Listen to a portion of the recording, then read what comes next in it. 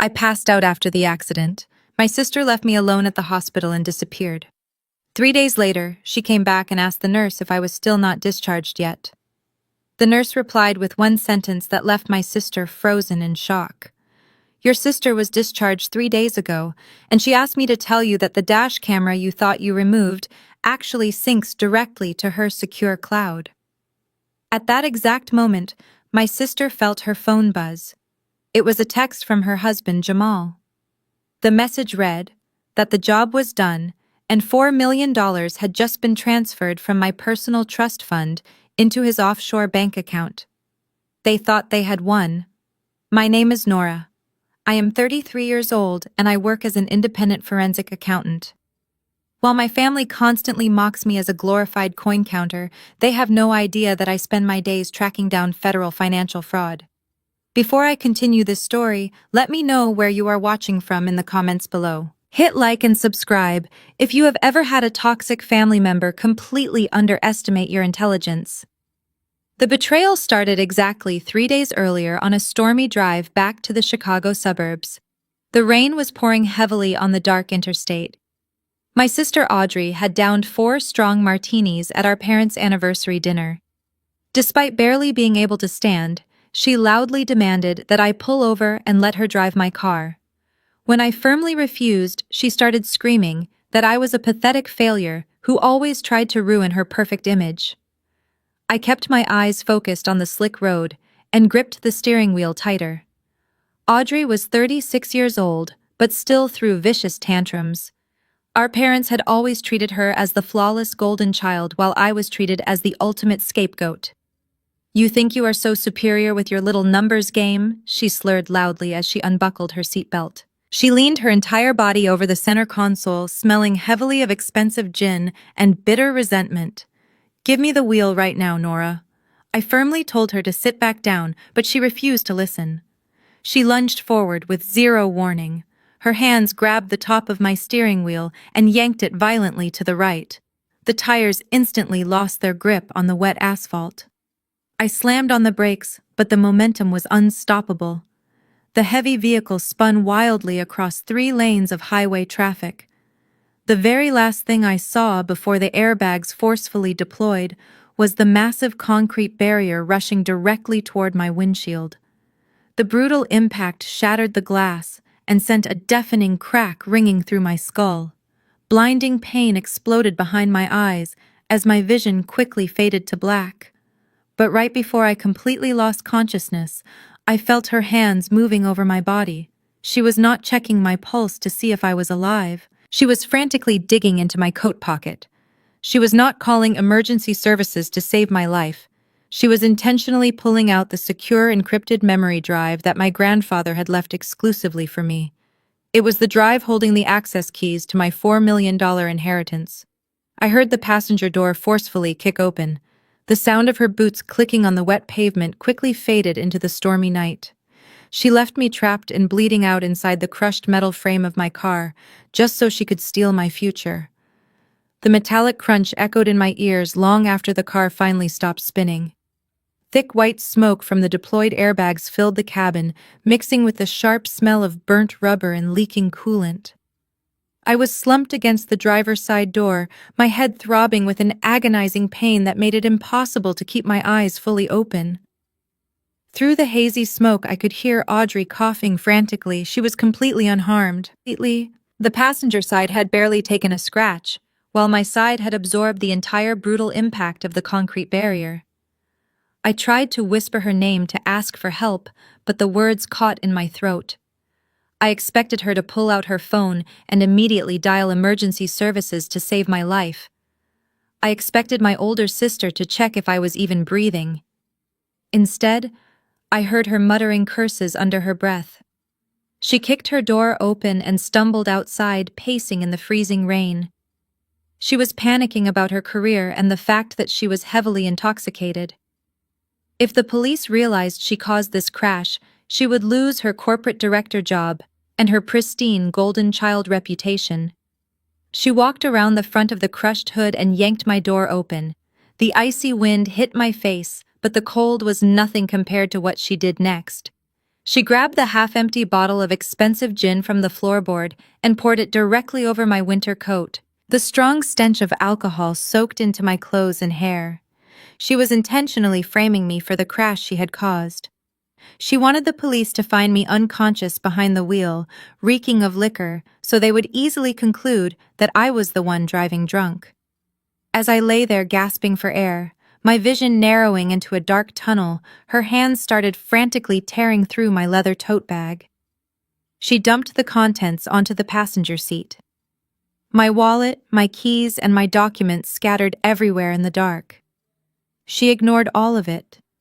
She was looking for one specific thing. Her fingers finally closed around the heavy metal casing of the encrypted flash drive. That drive held the exclusive access credentials to the trust fund our grandfather had set up entirely in my name. He knew how greedy our family was and he wanted to protect me. Now Audrey had the key to $4 million. She looked down at me one last time. There was no remorse in her eyes, only a cold, calculated determination to save herself. She zipped her designer jacket, stepped back into the stormy night, and slammed my car door shut. She walked away down the dark highway, leaving her younger sister trapped in the wreckage to take the blame and potentially bleed to death. The deep isolation of that moment burned away any remaining love I had for her. As the distant sound of police sirens finally pierced the night air, I made a silent promise to myself that this would be the last time she ever treated me like collateral damage. I woke up to the harsh glare of fluorescent lights and the steady beeping of a heart monitor. The sharp pain in my head had settled into a dull, heavy ache. As I tried to sit up, a young doctor walked into the room holding a clipboard. He looked at me with a mixture of professional concern and quiet judgment. He told me I had a mild concussion and a fractured rib from the steering wheel impact. Then his tone grew noticeably colder. He informed me that 2 police officers were waiting in the hallway to speak with me. The paramedics had found me unconscious in the driver's seat, soaking wet and reeking of expensive gin. The authorities were officially preparing to charge me with driving under the influence and reckless endangerment. I did not gasp or cry. I did not immediately start screaming about my innocence to the doctor. My mind was already analyzing the situation with the cold, calculated precision of a forensic accountant. I knew that panicking would only make me look completely guilty. I politely thanked the doctor for his medical help and asked if the paramedics had recovered my personal belongings from the crash site. He nodded and pointed to a clear plastic hospital bag resting on the small table near my bed. Inside was my ruined leather tote bag. I slowly reached over and pulled the bag onto my lap. My hands moved methodically through the chaotic contents. My leather wallet was still there. My house keys were still there. My mobile phone with a badly cracked screen was resting at the bottom. But the heavy metal flash drive was completely gone. The physical encryption key to my $4 million inheritance had vanished into thin air. Any normal person would have broken down in tears or frantically called the police to report a massive theft. But I just leaned back against the stiff hospital pillows and smiled. It was a small, chilling smile that would have terrified my sister if she had been there to see it. Audrey had always severely underestimated my intelligence. She saw me as a boring number cruncher who sat behind a dusty desk all day long. She had no idea what my career actually entailed. I did not just count loose change for small businesses.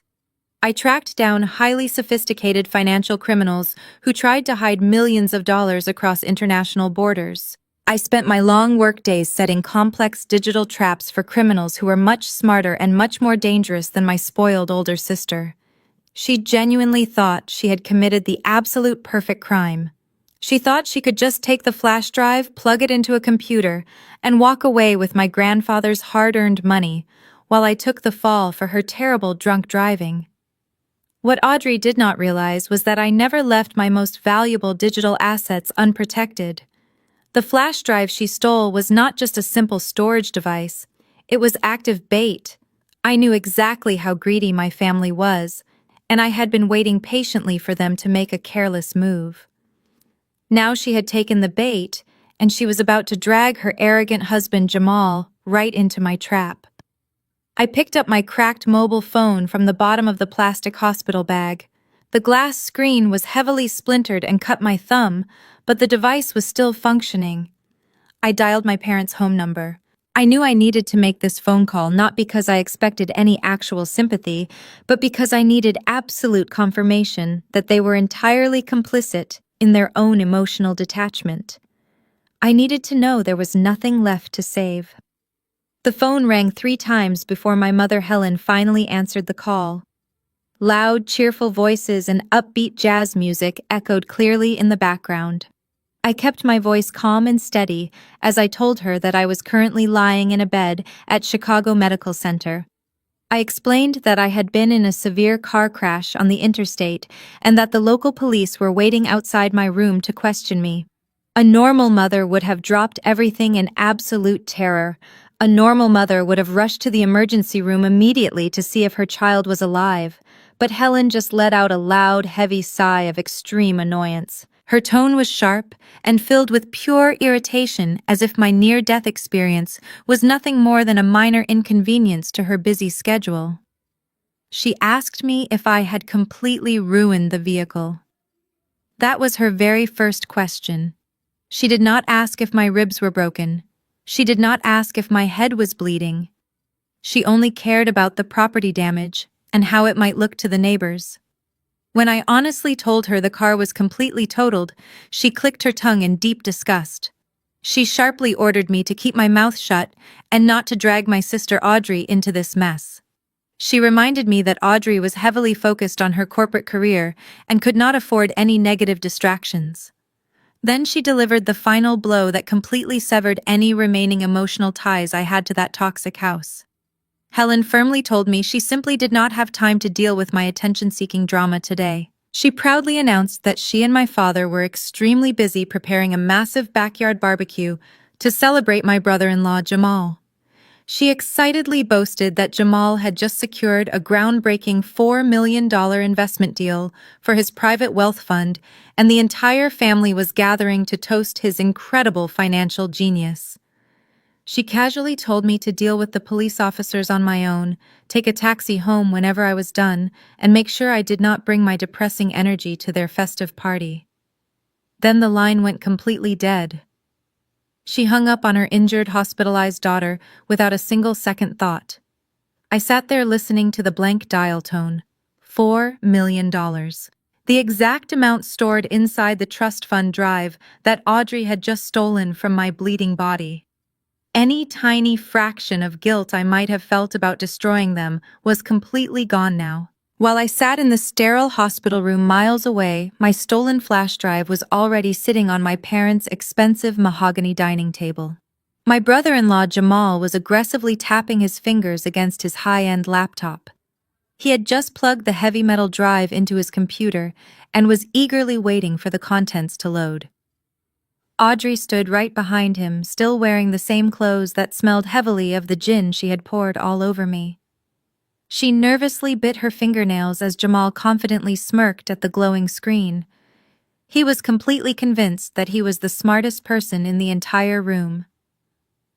"Look at this pathetic security setup." Jamal laughed loudly, his deep voice echoing through the massive house.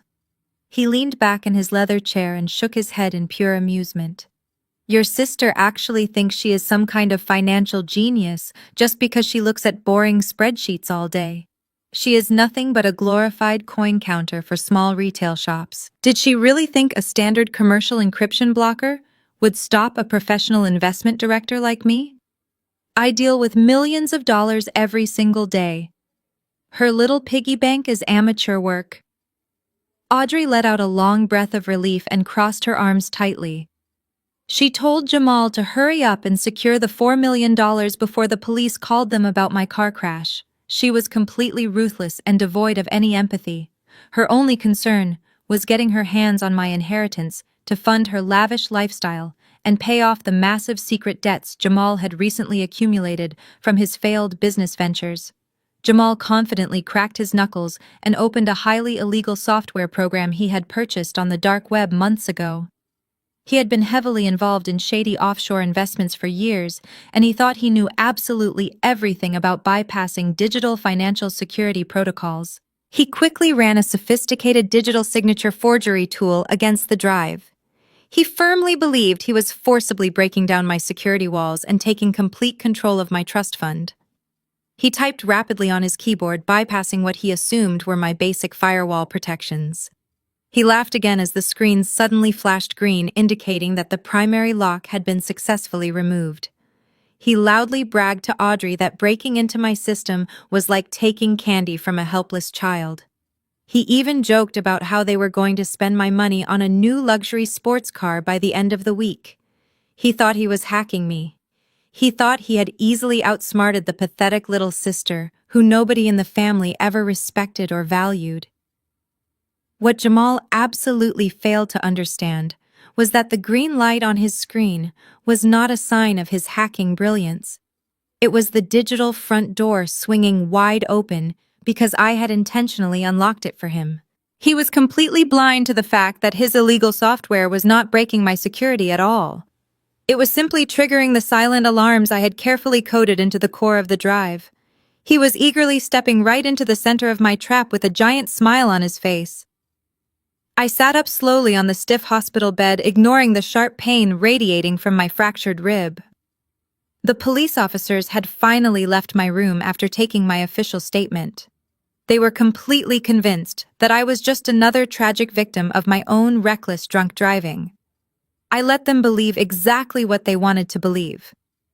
Once the heavy wooden door clicked shut, I reached over to my personal overnight bag that the paramedics had brought in from the crash site. Hidden deep inside a secret zipper compartment at the very bottom was my secondary secure laptop. I carefully placed the sleek black device on my lap and powered it on. The screen instantly glowed to life, casting a pale blue light across the dark, sterile hospital room. I did not need my stolen encrypted flash drive to access my own financial network. That physical drive was nothing more than a carefully designed piece of bait. My real command system was entirely cloud-based and secured behind multiple layers of biometric authentication. I placed my thumb on the digital scanner and looked directly into the camera lens. The software recognized me immediately and granted me full administrative access to my remote servers. I opened my customized remote monitoring dashboard and leaned back against the stiff pillows. The tracking software I had personally developed was specifically designed to hunt down highly sophisticated international financial criminals. It was absolute overkill for an arrogant amateur like my brother-in-law Jamal. On my screen, I could see a perfect live feed of his current digital activity. He had connected my stolen flash drive to his personal computer on my parents' home network.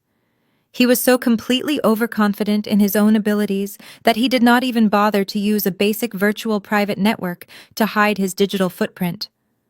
I watched the screen intently as his cursor moved across the digital interface. I could see every single keystroke he made in real time. I watched him proudly open his illegal forgery software and type in the commands to bypass my fake security walls. He actually thought he was brilliantly hacking into my trust fund. He had no idea that my encrypted drive was secretly taking full control of his computer the exact second he plugged it into his device.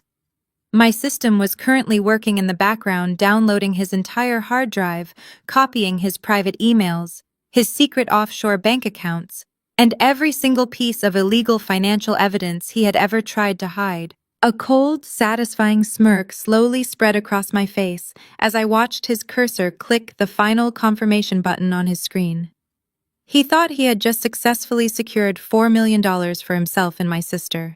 But in reality, he had just authorized my security system to completely hijack his entire digital identity. Jamal had always treated me like I was completely invisible and entirely worthless. Now I was sitting silently in a hospital bed miles away, watching him blindly walk right into a federal trap that would permanently destroy his entire life.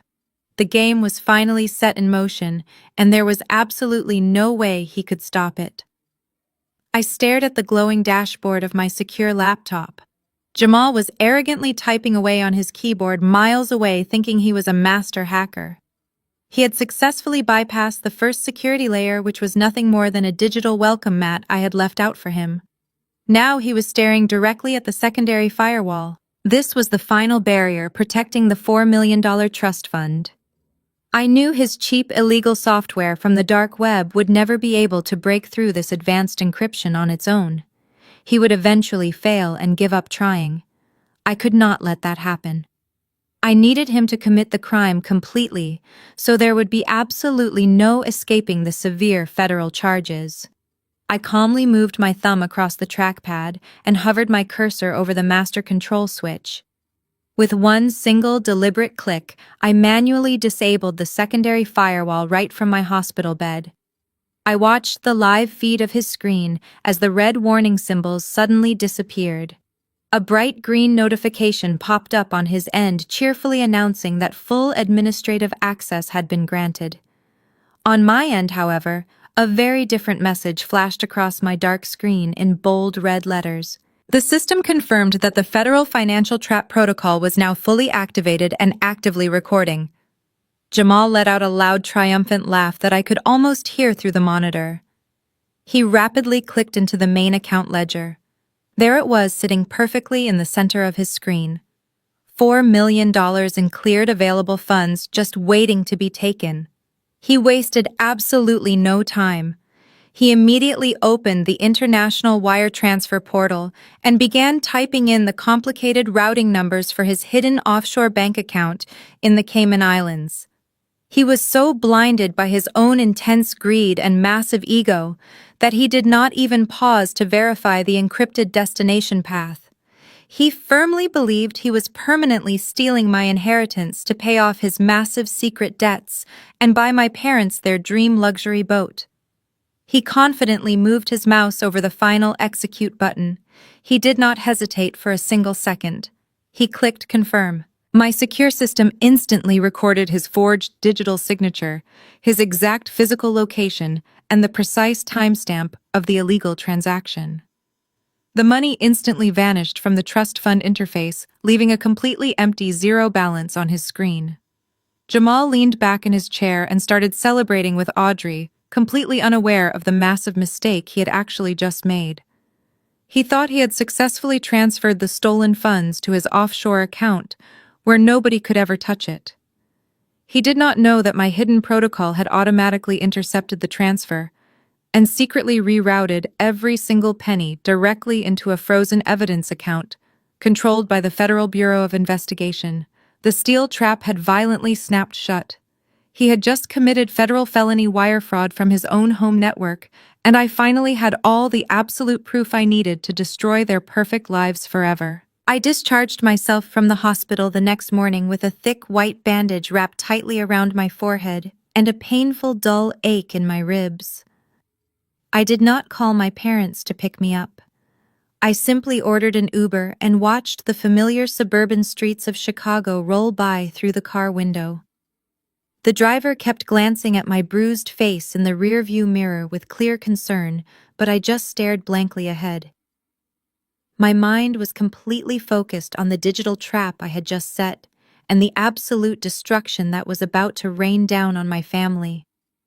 The car pulled up to my parents' large colonial house, and I slowly stepped out onto the pristine concrete driveway. Before I even reached the front door, I could hear the loud thumping bass of upbeat jazz music and the roaring laughter of a large crowd.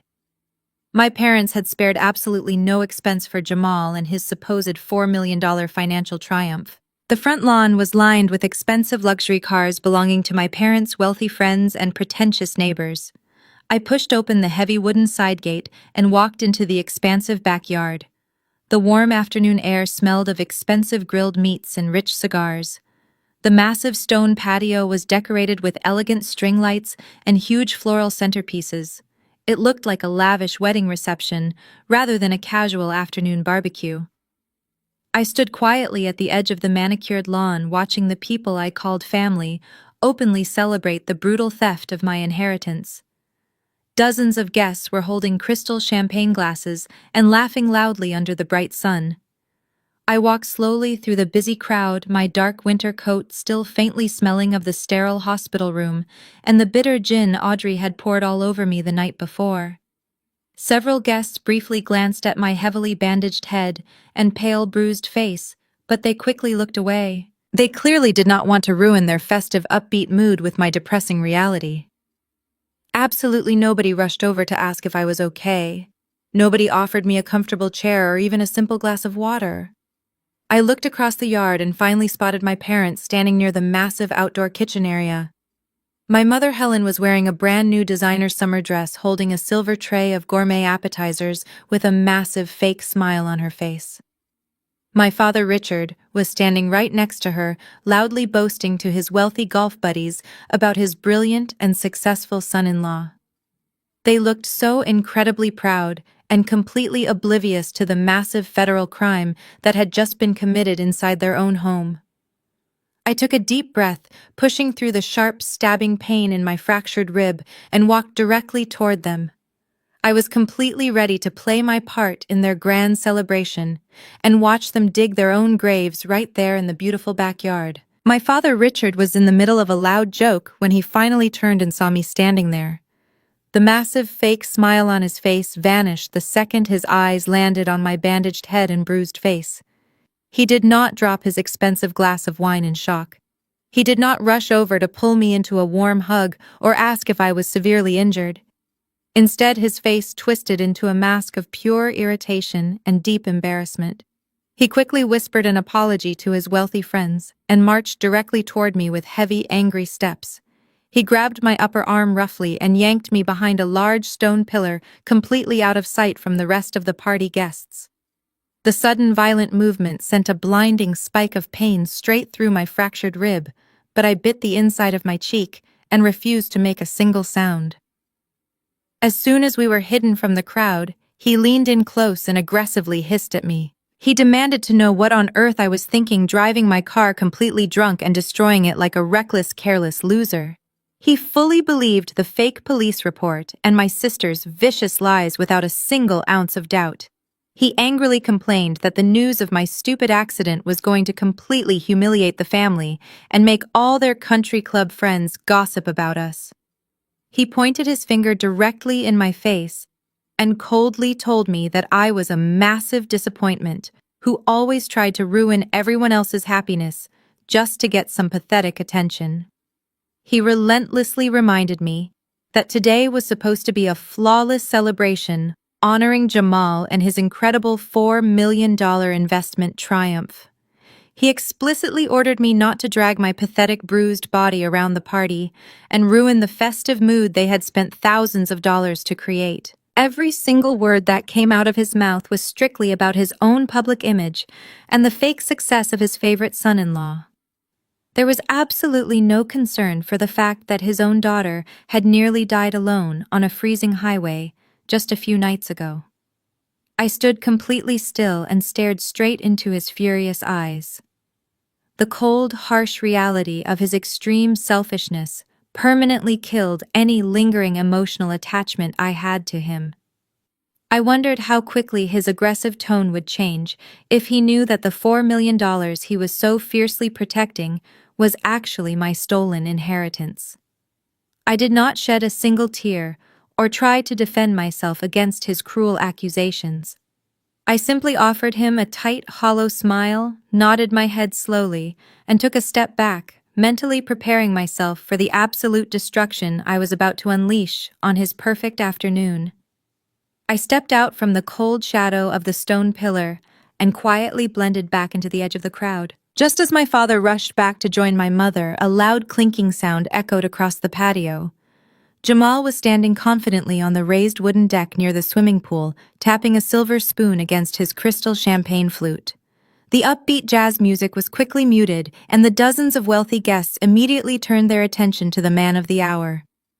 Jamal smoothed the lapels of his custom-tailored suit and flashed a blindingly arrogant smile. He looked completely intoxicated by his own fake success. He loudly thanked everyone for coming to celebrate what he called the absolute greatest milestone of his entire professional career. With a dramatic, arrogant pause, he announced that his private wealth fund had just officially secured a massive $4 million capital injection. He proudly claimed to the crowd that the funds came from a highly exclusive anonymous international partner who had personally sought him out. According to Jamal, this mysterious wealthy investor had been completely blown away by his unmatched financial genius and his unparalleled market strategies. The crowd quickly erupted into loud applause and excited murmurs, while I stood in the back simply watching him blatantly lie to everyone he knew. Jamal raised his free hand to quiet the cheering guests because he was not entirely finished showing off. He turned his smug gaze directly toward my parents, who were standing in the very front row, looking up at him with pure, unhidden adoration. He announced that because family was the absolute most important thing in the world to him, he wanted to share his incredible newfound wealth with the people who supported him. He pointed his glass straight at my father and loudly promised to buy him the luxury retirement yacht he had always dreamed of owning. He even boasted that he would officially name the expensive boat after my mother. Helen let out a loud, dramatic gasp and pressed her hands against her chest as if she might faint from pure joy. She pushed through the clapping guests and threw her arms around Jamal, hugging him tightly. My father quickly joined them, patting Jamal heavily on the back and proudly declaring to the entire party that Jamal was the absolute best thing that had ever happened to their family. They loudly praised his incredible work ethic, his brilliant mind, and his unmatched generosity. They were practically worshipping the ground he walked on. It was a truly sickening display of blind favoritism. My parents were openly treating a dangerous financial criminal like a god, while their actual blood daughter stood just a few feet away, recovering from a brutal accident his wife had caused. I crossed my arms over my chest and carefully protected my fractured rib. I did not interrupt his glorious speech. I simply watched him bask in the fake glory of his stolen $4 million. Every single arrogant word leaving his mouth was just another heavy nail he was happily hammering into his own coffin. As the loud applause for Jamal finally began to fade into the background, my sister Audrey suddenly noticed me standing near the edge of the stone patio. She aggressively pushed her way through the crowd of wealthy guests and marched straight toward me. She was wearing a stunning silk designer dress, and her hair was perfectly styled. She looked absolutely flawless, which was a sharp contrast to the thick medical bandages wrapped around my throbbing head. She did not look guilty or remorseful about leaving me to bleed in a crushed car just a few nights ago. Instead, she looked completely annoyed by my physical presence. Audrey stopped right in front of me and quickly unclasped her expensive leather handbag. She aggressively pulled out a folded piece of crisp white paper and a printed bank check. Without saying a single word of greeting, she threw the check directly at my face. The small piece of paper fluttered through the air and landed quietly on the green grass near my shoes. She crossed her arms tightly over her chest and coldly informed me that the check was for $10,000. She told me to take the pathetic handout to buy myself a cheap used car and pay off my ridiculous hospital bills. She acted as if she was doing me a massive charitable favor by throwing her spare change at my feet, but there was a massive catch to her fake generosity. She pointed her perfectly manicured finger at the folded white document she was still holding in her other hand. She sharply ordered me to take a pen from her purse and sign the paper immediately. She confidently explained that the document was a formal written confession specifically drafted by her personal lawyer. The paper explicitly stated that I was the one operating the vehicle under the influence of heavy alcohol, and that I took absolute full legal responsibility for the devastating highway crash. She wanted me to permanently cement her vicious lie into a binding legal record. Audrey leaned in incredibly close, so nobody else at the party could hear her toxic threats. She arrogantly whispered that if I refused to sign the confession right then and there, she and Jamal would make sure my parents completely disowned me forever. She confidently smirked and told me to stop being a dramatic burden. She demanded I sign the paper so they could all go back to enjoying their beautiful afternoon without my depressing energy ruining their aesthetic. She honestly thought she held all the power and that I would instantly bow down to her demands, just like I always did when we were younger. I looked down at the $10,000 check resting on the grass and then back up at her smug face. The sheer audacity of her actions was truly mind-blowing. She and her husband had just stolen $4 million of my actual inheritance, and now she was trying to use a microscopic fraction of my own money to bribe me into accepting a severe criminal record. I did not reach for the pen she was holding out to me. I simply stared at her, waiting for the perfect moment to strike back. Before I could even respond to Audrey, my mother Helen suddenly materialized right beside us. She had noticed the tense interaction from across the patio and hurried over, but not to defuse the situation or protect her injured daughter. She stood firmly shoulder to shoulder with Audrey, presenting a united front against me. Helen looked down at the $10,000 check resting on the grass and let out a heavy sigh of extreme annoyance. She aggressively crossed her arms and glared at me with pure disdain. Helen sharply whispered that I needed to stop being so incredibly stubborn and selfish. She firmly told me to pick up the pen and sign the legal confession right this second. She passionately argued that Audrey was currently on the fast track to becoming a senior corporate vice president, and that a scandalous police investigation would completely ruin her flawless professional reputation. According to my mother, Audrey had a bright, beautiful future ahead of her, while I was just a lowly, freelance accountant who had absolutely nothing to lose by taking the blame. She actually looked me in the eye and said a criminal record would not really affect someone in my boring tax profession. The sheer cruelty of her words hung heavily in the warm afternoon air. My own mother was actively coercing me into accepting a severe felony charge just to protect the daughter she actually loved. Helen did not stop there. She leaned closer, her voice dripping with pure venom, and told me that $10,000 was more than enough money for me to pack up all my belongings and finally move far away. She made it painfully clear that with Jamal bringing in $4 million today, my presence was no longer required or desired in their wealthy new reality. They were stepping into high society, and I was just an embarrassing stain on their perfect image. She explicitly ordered me to take the bribe, sign my life away, and disappear from their perfect family portrait. She claimed that my constant failure was a heavy burden on them, and that they deserved to enjoy this luxurious lifestyle without me dragging them down. She even had the audacity to suggest that I should be extremely grateful they were offering me any money at all, considering how badly I had embarrassed them by showing up to the upscale party covered in medical bandages. Helen coldly stated that if I did not sign the document immediately, she would personally ensure that I was entirely cut out of the family forever. I stood completely silent, absorbing the absolute magnitude of their betrayal. My mother and my sister were perfectly willing to let me face prison time for a catastrophic drunk driving crash I did not cause, just so they could maintain their fake high society status. They honestly believed that their toxic manipulation was working exactly like it always did in the past. They thought I was just going to quietly bow my head, accept the blame, and walk away with their pathetic hush money. They had absolutely no idea that I was not the helpless scapegoat anymore. I looked down at the $10,000 check lying on the bright green grass. Then I looked at the printed legal confession still tightly clutched in Audrey's hand. My mother Helen and my sister Audrey were both watching me with smug, expectant expressions. They were entirely convinced that I was about to break down, apologize, and submit to their cruel demands, just like I had done my entire life. Instead, I slowly bent down and picked up the crisp bank check.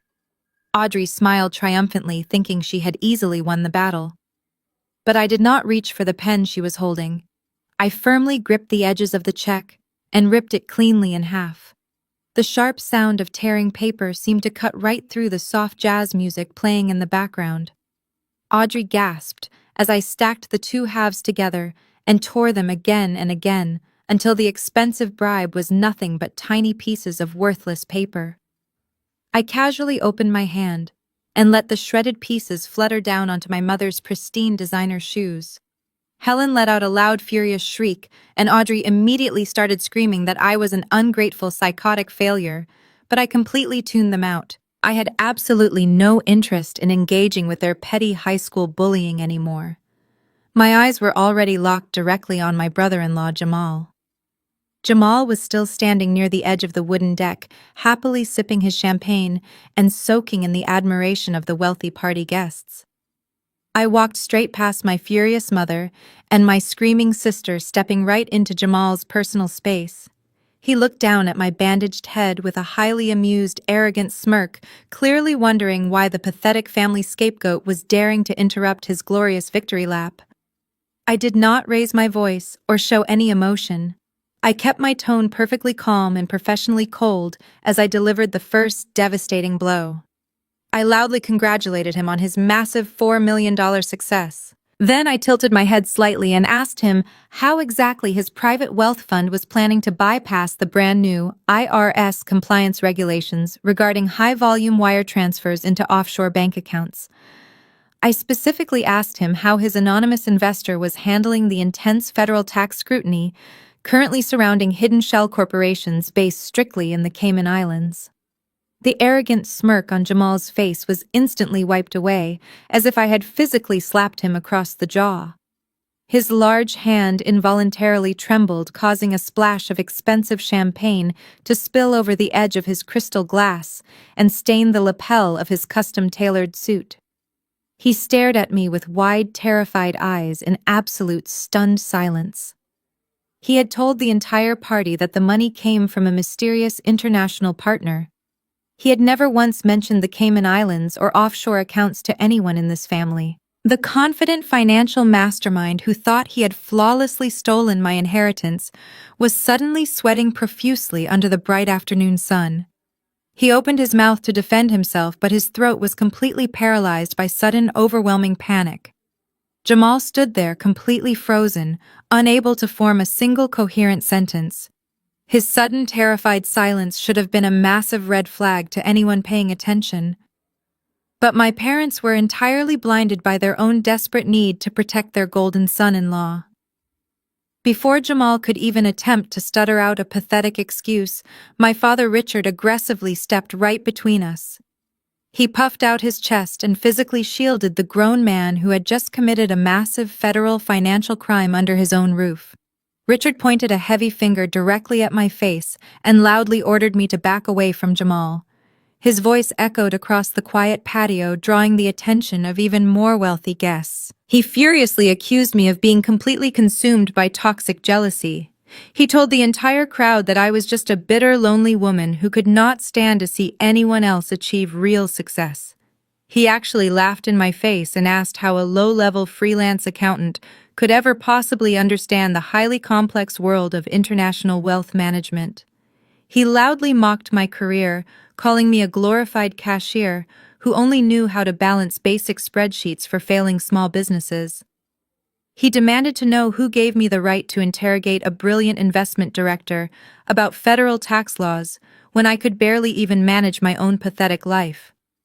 He completely dismissed my highly accurate financial question as nothing more than desperate, uneducated rambling designed to ruin a perfect afternoon. My mother Helen was quick to join the vicious attack. She marched over and stood firmly next to my father, crossing her arms tightly over her chest. She looked at the medical bandages wrapped around my head and loudly announced to the whispering guests that my terrible car crash must have caused severe brain damage. She claimed I was acting completely unhinged and deliberately trying to sabotage a beautiful family celebration just to steal the spotlight from Audrey and Jamal. She aggressively told me that Jamal dealt with elite global markets every single day and that his anonymous investor was completely beyond my limited mental comprehension. She fiercely defended his honor completely, unaware that the man she was protecting had just maliciously drained my grandfather's trust fund to save himself from total financial ruin. Seeing my parents aggressively attack me gave Jamal just enough time to swallow his rising panic. He wiped the heavy sweat from his forehead and quickly adjusted his stained suit jacket. He let out a loud, forced laugh and nodded in agreement with my parents. He arrogantly told the crowd that my little tax question was adorable, but completely irrelevant to his highly sophisticated investment strategies. They all thought they had successfully put me back in my place. They thought their loud insults had permanently shut me down. But their blind, arrogant loyalty was exactly what I was counting on. I let their cruel laughter wash over me without blinking a single eye. My father was still aggressively pointing his finger at my face, and my mother was still shaking her head in deep disgust. Jamal had regained his arrogant posture and took another long sip of his expensive champagne, completely convinced that he had successfully dodged my financial interrogation. The wealthy party guests who had gathered around to watch the family drama were starting to lose interest and turn back to their gourmet appetizers. The entire scene was a perfect picture of suburban delusion. They all honestly believed that my silence was a sign of total defeat. I slowly lowered my hands and reached deep into the inside pocket of my dark winter coat. My fingers brushed against the crisp edges of a thick formal document I had retrieved from their front porch mailbox just moments before walking into the backyard. I pulled it out and held it up into the bright afternoon sunlight. It was a heavy white envelope sealed with a massive bright red stamp from the Primary National Bank that held the mortgage to their beautiful colonial home. The striking red ink immediately caught my mother's attention, causing her cruel, mocking smile to freeze completely on her face. I kept my voice perfectly even and projecting clearly enough for the front row of wealthy guests to hear every single word. I looked directly at my father and calmly asked him if he had bothered to read his morning mail before throwing this lavish $4 million celebration. I asked him if he had seen the final certified warning that the bank had just delivered to his front door. Richard slowly lowered his pointing finger and stared at the envelope with a sudden look of deep confusion.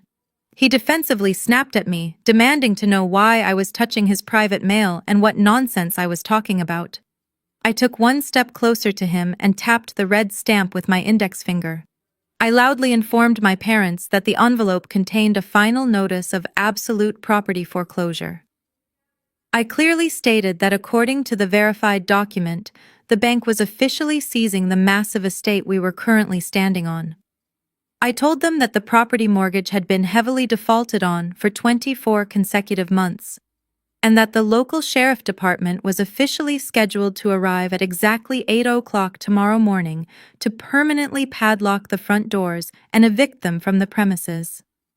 The upbeat jazz music suddenly felt completely inappropriate as a heavy, suffocating silence fell over the expensive stone patio. The wealthy country club friends who were just praising my parents a minute ago began whispering loudly among themselves, exchanging shocked and judgmental glances. The crystal champagne glass in my father's hand began to tremble uncontrollably, splashing wine onto his expensive leather shoes. Helen let out a tiny breathless gasp and looked frantically back and forth between the red-stamped envelope and her golden son-in-law. Jamal stood completely frozen, his face turning a sickly ash gray. The glorious illusion of their high society wealth had just been brutally shattered in front of their most important friends, and the real nightmare was only just beginning. I unfolded the thick white paper with slow, deliberate movements. The rustling sound seemed incredibly loud in the dead silence of the backyard. My father Richard stood frozen with wine soaking into his expensive shoes, while my mother Helen stared at the document as if it were a venomous snake. I cleared my throat and began reading the formal legal text in a loud, clear voice, ensuring that every single wealthy guest on the patio could hear the absolute truth. I read the official header identifying the Primary National Bank and the specific residential address of the massive colonial estate we were currently standing on. I did not rush through the heavy legal words. I let every single syllable sink into the quiet afternoon air. I read the section detailing how a massive secondary mortgage had been secretly taken out against the property exactly 24 months ago. I looked up for a brief second to see the blood completely drain from my father's face. He had absolutely no idea that his beautiful home had been heavily leveraged and used as high-risk financial collateral. I continued reading the exact financial figures printed on the page. The document explicitly stated that the massive monthly loan payments had been completely ignored for 2 solid years, accumulating a staggering amount of hidden debt and severe banking penalties. The financial institution had exhausted all standard collection attempts and final warnings. I raised my voice slightly as I reached the final and most devastating paragraph of the formal foreclosure notice. I announced to the entire listening crowd that all legal grace periods had officially expired as of yesterday evening. I read the final sentence with perfect clarity. It stated that the local county sheriff department alongside the legal bank representatives would arrive at exactly 8 o'clock tomorrow morning to execute a mandatory eviction protocol.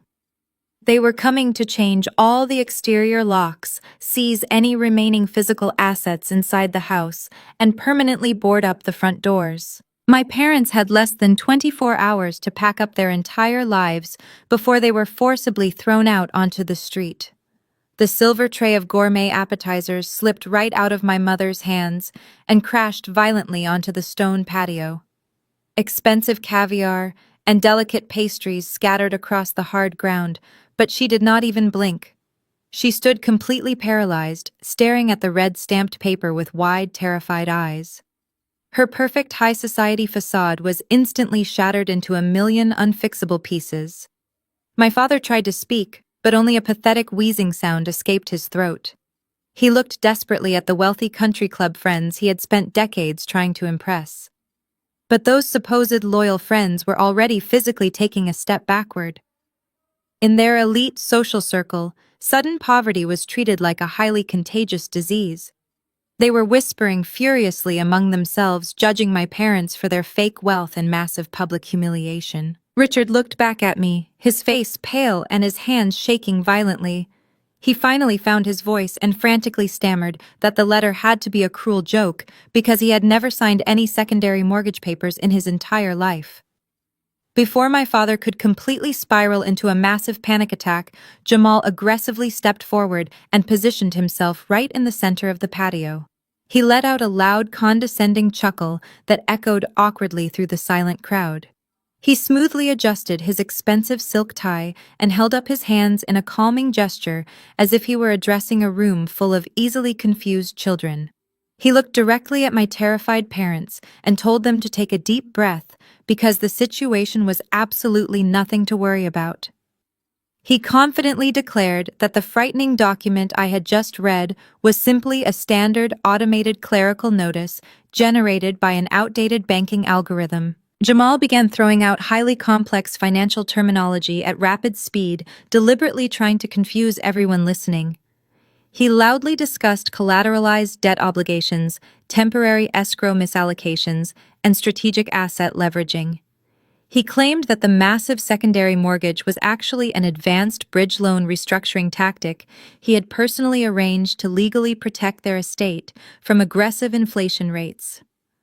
According to his completely fabricated explanation, the bank was required by federal law to send out these aggressive template letters whenever a high-yield portfolio was being actively transitioned into a new global wealth management trust. He spoke with such absolute conviction and unwavering authority that you could almost see the desperate relief starting to wash over my parents' faces. They wanted so badly to believe his lies because the alternative was facing total immediate financial ruin. The wealthy country club friends who were whispering a moment ago slowly began to nod along, easily swayed by his confident tone and expensive suit. They were eager to return to their champagne and forget the awkward interruption. Jamal then turned his aggressive focus entirely onto me. He shook his head in mock pity and told the guests that this was exactly why freelance bookkeepers should never try to analyze high-level corporate finance. He loudly mocked my reading comprehension, stating that I had completely misinterpreted a basic regulatory compliance letter and twisted it into a dramatic eviction story. He accused me of purposely stealing my parents' private mail just to stage a malicious public stunt because I was furiously jealous of his massive $4 million success. He called me a desperate amateur who was only trying to drag her successful family down into the mud. He looked deeply into my father's eyes and placed a reassuring hand on his trembling shoulder. He confidently promised Richard that there was absolutely no foreclosure happening tomorrow morning. He swore that the supposed debt was already fully covered by the massive capital injection he had secured today, and the bank would clear the administrative error by Monday. He smiled charmingly at the crowd and apologized for his unstable sister-in-law, claiming my recent head injury must have severely impaired my logical reasoning. He was desperately trying to bury the truth under a mountain of heavy financial jargon and arrogant gaslighting, but I was completely ready to tear his fake defense apart piece by piece. I let Jamal finish his arrogant speech. I stood perfectly still and let him bask in the temporary relief of my parents and the wealthy guests. He really thought throwing around a few buzzwords he memorized from a daytime television show would be enough to intimidate a federal forensic accountant. I slowly shook my head and pulled a second much thicker stack of folded papers from my other coat pocket. I looked directly into his sweating face and began completely dismantling his pathetic defense. I loudly clarified to the listening crowd that a bridge loan restructuring tactic does not result in a 24-month consecutive delinquency notice on a primary residential mortgage. I explained that temporary escrow misallocation is a completely fabricated phrase that does not exist anywhere in real federal banking regulations. I told him his financial vocabulary was just as fake and incredibly empty as his supposed offshore investment portfolio. The smug smile on Jamal's face finally started to crack and fall apart. He took a nervous step back, but I took 2 steps forward, closing the distance between us. I held up the thick stack of detailed bank statements and certified legal filings for everyone on the patio to see. I turned to my father, Richard, and told him that he was actually absolutely right about one specific thing. He never signed any secondary mortgage papers. I flipped to the 3rd page of the verified bank document and pointed directly at the black ink on the signature line at the very bottom. I read the printed name out loud so every single person at the lavish party could hear it clearly. The name legally bound to the massive crushing debt was not Richard or Helen. The signature belonged entirely to Jamal. My father aggressively grabbed the paper from my hands, his eyes scanning the bottom of the page in sheer absolute horror. He began to shake violently as he demanded to know how his son-in-law could possibly take out a massive loan against a luxury property he did not even legally own.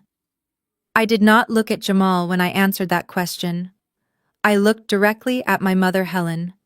I clearly reminded her about a beautiful Sunday afternoon exactly 2 years ago. Jamal had brought over a large stack of documents claiming they were just standard routine tax forms he urgently needed them to sign to help with a minor corporate audit. I told my parents they were so incredibly eager to support their golden son-in-law that they did not even bother to read a single word of the fine print. I loudly announced to the shocked crowd that my parents had not signed a standard tax form that afternoon. They had unknowingly signed a comprehensive and binding financial power of attorney. They had legally handed Jamal the absolute unrestricted right to act completely on their behalf. He used that exact legal power to quietly leverage their entire luxury estate, completely drain the massive equity, and secretly fund his failing business ventures while they blindly praised his fake financial success. Jamal had not saved them from inflation. He had systematically robbed them blind right under their own roof and left them holding the empty bag. My father, Richard, stood frozen as the horrifying reality of my words finally crashed down on him. The color completely drained from his face, leaving him looking pale and suddenly very old. He snatched the thick bank document from my hands and stared at the signature line at the bottom of the page. His eyes darted wildly across the black ink, verifying that it was indeed Jamal's name permanently tying their beloved home to massive crippling debt. The heavy silence on the patio was broken only by my mother Helen letting out a sharp, agonizing gasp. She stumbled backward, her designer heels catching on the stone pavers, and she had to grab the edge of the outdoor kitchen counter just to keep herself from completely collapsing onto the ground.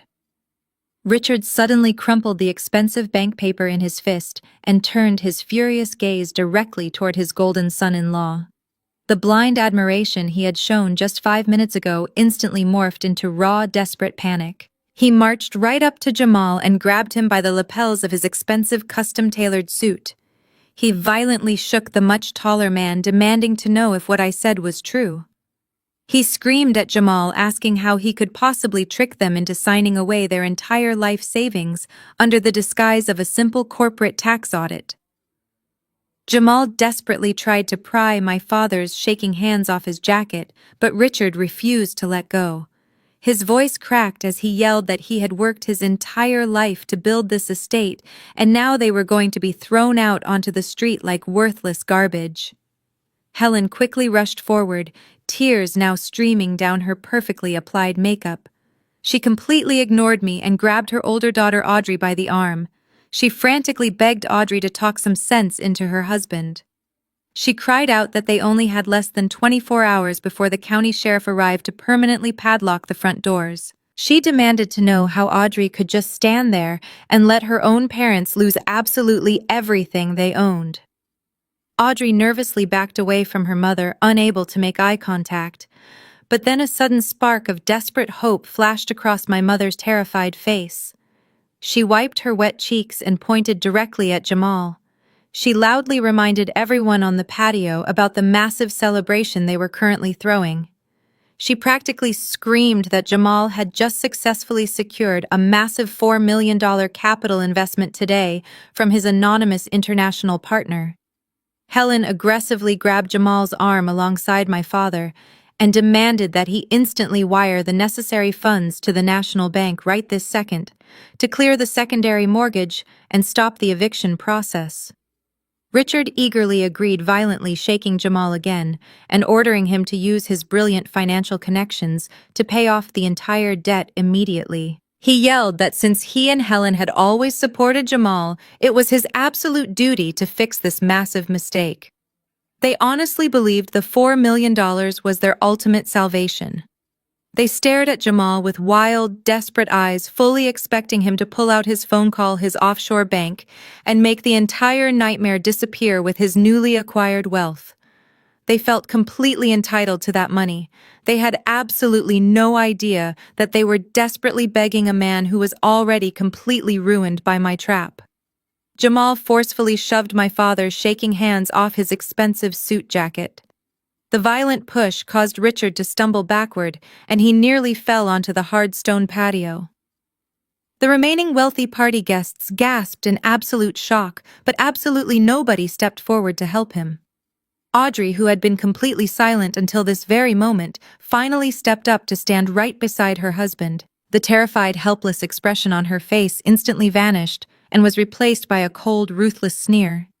She looked down at her own parents with pure disgust, as if they were nothing more than common trash, ruining her perfect afternoon aesthetic. Helen reached out a trembling hand toward her golden child, still crying desperately and begging for the $4 million to save their family home. Audrey violently slapped her mother's hand away. She raised her voice so everyone left in the yard could hear her absolute contempt. She sharply told her mother to stop being so incredibly pathetic and embarrassing. She yelled that she and Jamal were absolutely not going to waste their massive new fortune on bailing out two foolish old people who did not even bother to read the financial documents they were signing. Richard stared at his favorite daughter in pure disbelief. He weakly reminded her that he had given her absolutely everything she ever wanted her entire life, and that she owed them her loyalty. Audrey let out a loud, wicked laugh that echoed across the quiet yard. She completely rejected his desperate plea. She aggressively pointed her manicured finger at his chest and told him that the $4 million belonged strictly to her and her husband. She explicitly declared that they were not going to give their parents a single cent to pay off the bank. She boasted that they were going to take their millions and buy a massive modern mansion in a much better neighborhood, far away from this depressing financial ruin. Jamal smoothed down his wrinkled lapels and nodded firmly in agreement with his cruel wife. He looked at my devastated parents with zero remorse. He coldly stated that high-level finance was a ruthless game, and they were just bad at playing it. He arrogantly explained that the suburban estate was already a sinking ship, and he was simply smart enough to extract the remaining equity before it completely went under. He actually blamed my parents for being so blindly trusting and deeply stupid. He told them that they should consider losing their house as a valuable educational lesson in modern economics. The sheer cruelty of their betrayal hung heavy in the warm afternoon air. My parents had spent their entire lives treating Audrey like a flawless royal princess and treating me like absolute garbage. Now, in their darkest hour of absolute need, their perfect golden child was happily throwing them completely under the bus just to protect her own wealth. Helen dropped to her knees on the hard stone patio, sobbing uncontrollably into her trembling hands. Richard stood completely paralyzed, staring blankly at the daughter who had just intentionally destroyed his entire life. They were completely broken, and Audrey did not care at all, not. As the brutal reality of Audrey and Jamal's betrayal finally sank in, my parents slowly turned their desperate eyes toward me. The golden child they had worshipped for decades had just thrown them to the wolves without a single second of hesitation. My mother Helen pushed herself up from the hard stone patio, her expensive designer dress now stained and wrinkled. Her tear-streaked face was a picture of absolute terror. She stumbled toward me and aggressively grabbed both of my hands. Her grip was painfully tight, her perfectly manicured nails digging deep into my skin. My father Richard quickly followed her lead. He abandoned his aggressive and arrogant posture completely. His shoulders slumped and he looked like a broken, terrified old man. He reached out and placed his trembling hands over my mother's, gripping my arm, as if I were the absolute last life raft on a sinking ship. They both began to sob hysterically, apologizing for everything they had just said and done. Richard begged me to use my federal financial expertise to find a legal loophole to stop the immediate eviction. Helen cried out that I was their brilliant, successful daughter and pleaded with me to use my own savings to pay off the bank to buy them just a little more time. It was a truly pathetic display of hypocritical desperation. Just 10 minutes ago, they were viciously mocking my career and threatening to disown me forever. Now they were on their knees treating me like their ultimate savior. I looked down at their desperate, gripping hands. I did not feel a single ounce of pity or sadness for them. I felt absolutely nothing but a cold, hollow closure. I forcefully yanked my arms backward, breaking their desperate grip. My sudden physical movement caused Helen to stumble forward again, but I did not reach out to catch her.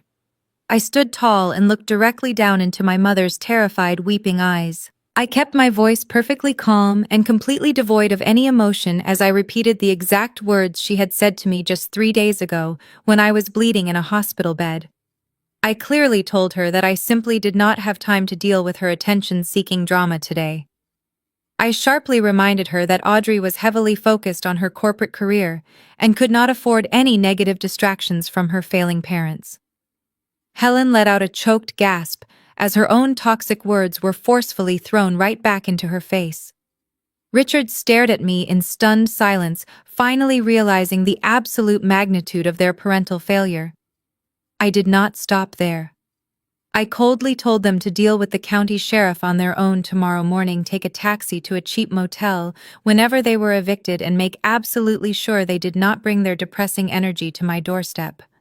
The devastating realization finally crushed them completely. They had spent their entire lives treating me like garbage, and now that they were ruined, I was leaving them exactly where they belonged. Jamal watched my parents completely break down on the patio, but he did not show a single ounce of sympathy. Instead, my cold reaction to their desperate pleading seemed to completely snap his remaining patience. He forcefully pushed his way past my weeping mother and stomped directly toward me. His face was flushed with a dark, furious red, and the veins in his thick neck were bulging visibly against his tight silk collar. He pointed a large, trembling finger right at my face and unleashed a loud, violent barrage of insults that echoed off the brick walls of the massive estate. He screamed that I was a bitter, jealous failure who was intentionally trying to ruin his flawless reputation because I could never achieve anything on my own. He yelled that I was a pathetic little nobody who would spend the rest of her miserable life rotting in a cheap apartment counting pennies for failing businesses. He laughed a loud, maniacal laugh that sounded completely unhinged to anyone listening. He loudly declared to the entire yard that I was absolutely powerless to stop him, and that my little federal tax threats meant absolutely nothing to a man of his incredible intellect and high social standing. He puffed out his chest and proudly boasted about the $4 million he had just stolen from my grandfather. He threw his arms wide open and arrogantly announced that the money was already completely gone from American soil. He explicitly bragged that he had personally wired every single penny directly into a highly secure offshore account located deep in the Cayman Islands. He looked around at the shocked party guests and confidently declared that the money was now entirely protected by international banking privacy laws and that absolutely no United States law enforcement agency could ever reach it. Jamal leaned in so close to my face that I could smell the stale champagne and bitter panic on his breath. He sneered down at me and aggressively stated that the federal government was too slow and too stupid to ever track his sophisticated digital footprints. He proudly called himself an untouchable financial mastermind and viciously called me a miserable bitch who was simply angry that she was too stupid to play the real corporate game. He claimed he was going to take his millions, take his beautiful wife and leave this pathetic family to rot in their own massive financial ruin without looking back. He was practically foaming at the mouth, completely intoxicated by his own massive ego and his absolute certainty that he had committed the perfect crime. He stood there breathing heavily, towering over my injured body, expecting me to finally cower in fear and admit total defeat. He honestly thought his loud, aggressive voice and his offshore banking knowledge made him an invincible god among men. He had absolutely no idea that every single arrogant word he just screamed had dug his grave 10 feet deeper, and that his supposedly untouchable offshore account did not actually exist anywhere outside of my carefully orchestrated federal trap. I did not flinch or take a single step back as Jamal screamed his lungs out. I just stood there, letting his angry rants and pathetic insults wash over me. When he finally ran out of breath and stood there panting heavily under the afternoon sun, I simply reached into the side compartment of my leather tote bag. I did not pull out a tissue to wipe my bruised face, and I certainly did not pull out a phone to beg the police for help. I pulled out my sleek silver iPad. I completely ignored his furious glare and walked right past him, stepping through the open glass sliding doors that led from the outdoor patio directly into the massive living room. The wealthy guests and my terrified parents slowly followed behind me, drawn by the magnetic pull of the unfolding disaster. I stood in front of the massive 80-inch smart television mounted on the living room wall. With 3 quick, deliberate taps on my tablet screen, I wirelessly bypassed their local network and cast my display directly onto the giant television. The upbeat jazz music that had been playing through the house audio system instantly cut out. It was replaced by a sharp electronic chime that echoed through the dead silent room. The massive screen illuminated the living room with a bright, pale blue glow.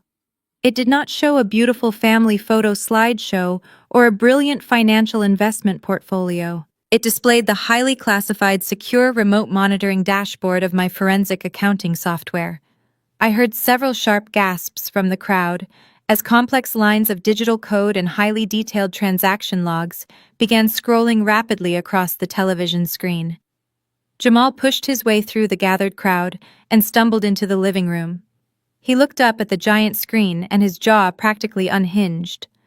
Right there in massive high-definition letters was the exact routing number, the precise timestamp, and the forged digital signature from the $4 million transaction he had executed just a few hours ago.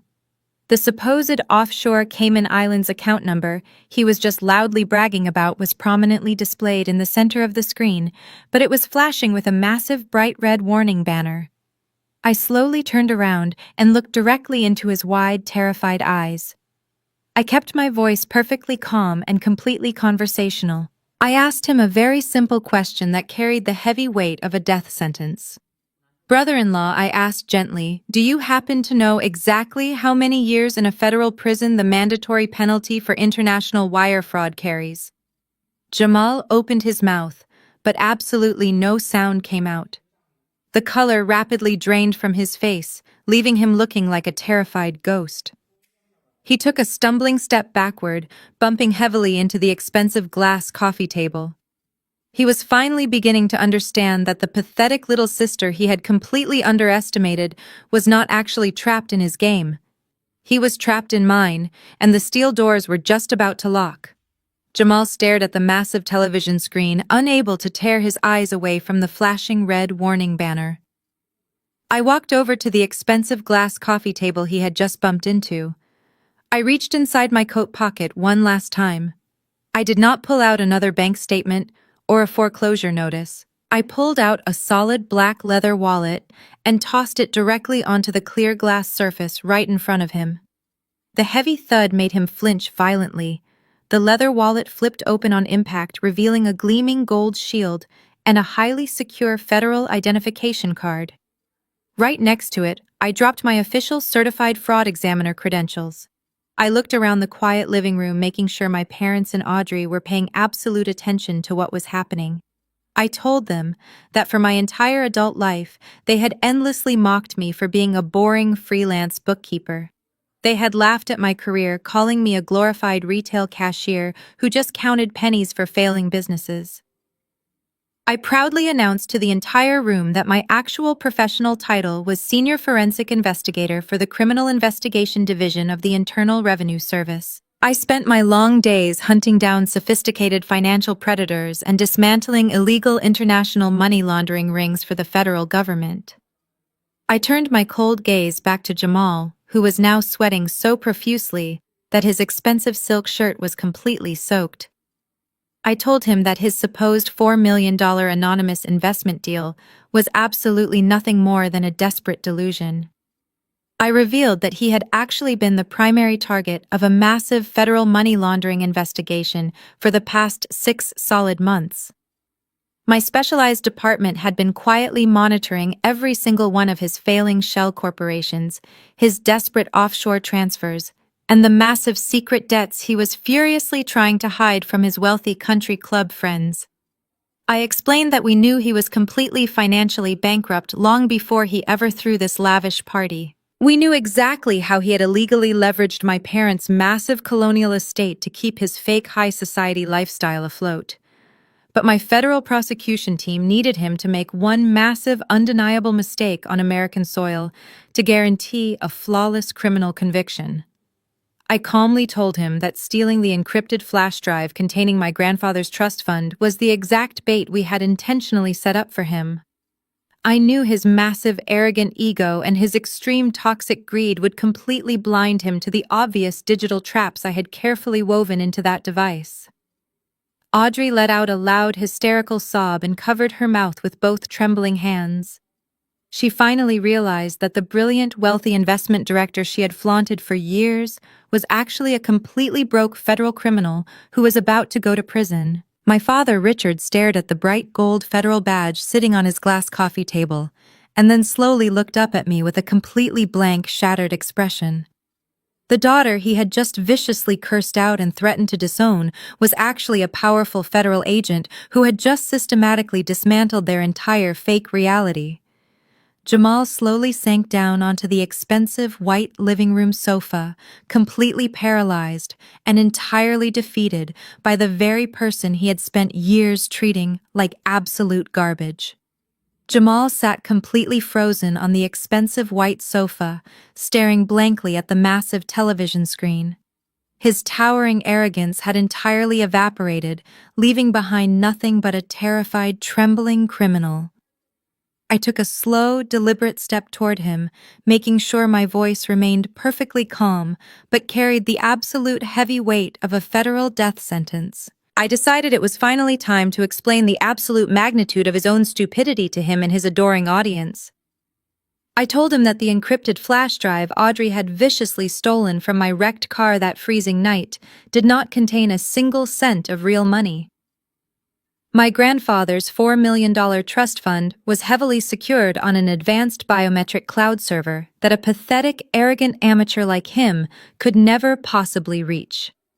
I clearly explained that the physical USB drive was nothing more than a carefully designed digital decoy. It was a highly malicious digital key that I had personally programmed to open a completely fake banking interface. When he confidently plugged that stolen drive into his personal computer and used his cheap illegal software to bypass my fake security walls, he officially locked himself inside a federal prison. The glowing $4 million he saw on his monitor was just a brilliant digital illusion. It was specifically designed to trigger his massive, endless greed and completely blind his professional judgment. He honestly believed he was brilliantly draining my legitimate inheritance to save his failing life and pay off his massive hidden corporate debts. I leaned in much closer to his sweating face and delivered the final devastating legal blow. I explained exactly what actually happened when he entered his hidden Cayman Islands routing numbers and happily clicked the final transfer button. I told him he did not touch a single penny of my protected money. Instead, my hidden spyware instantly reversed his entire financial protocol. The advanced system automatically bypassed his personal security and directly accessed all of his underground bank accounts. It rapidly gathered every single dollar of dirty money he had illegally collected from his various corporate scams over the past 2 years.